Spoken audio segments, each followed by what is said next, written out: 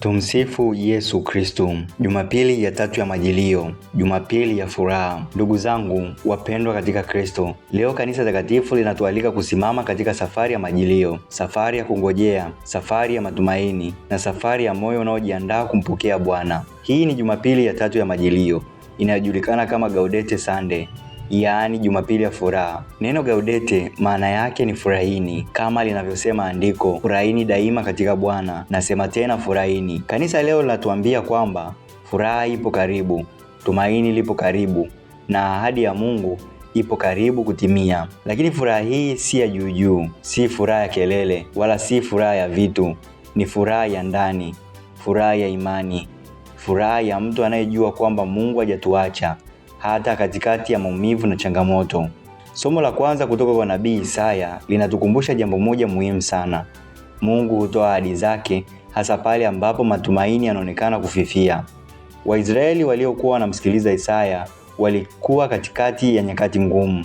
Walikuwa wamepoteza ardhi yao, wengine walipelekwa utumwani, miji yao iliharibiwa na mustakabali wao ulikuwa ueleweki. Walikuwa wamechoka, wamejeruhiwa moyoni na rohoni na kupoteza matumaini, kama ilivyo kwa wengi wetu leo hii.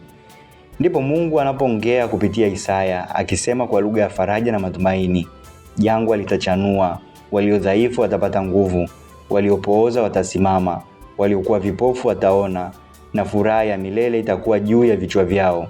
Huu ni ujumbe mzito sana kwetu leo. Ni ujumbe unaotuambia kwamba Mungu hawachoki watu wake na kwamba mateso yetu hayawezi kufuta ahadi zake. Furaha ya Mungu haiji kwa sababu hatuna shida, bali huja kwa sababu Mungu yupo nasi hata katika shida. Katika somo la pili, Mtume Yakobo anatuonya na kututia moyo. Kuweni na subira mpaka kuja kwake Bwana.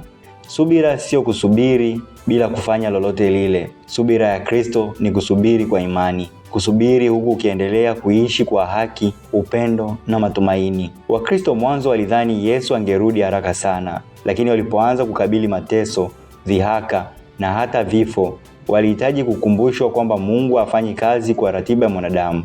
Yakobo anatuambia kama mkulima anavyosubiri mvua, nasi tusubiri kwa imani. Maumivu yanaweza kudumu kwa muda, lakini furaha ya Bwana inadumu milele. Tuendelee kuwa na imani na kusubiri furaha inayotoka kwa Bwana, furaha ya milele.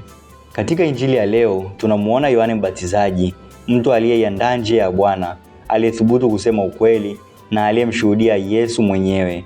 Lakini sasa yupo gerezani, yupo gizani, yupo katika hali ya mateso. Ndipo anatumia wanafunzi wake kumuuliza Yesu swali la kushangaza.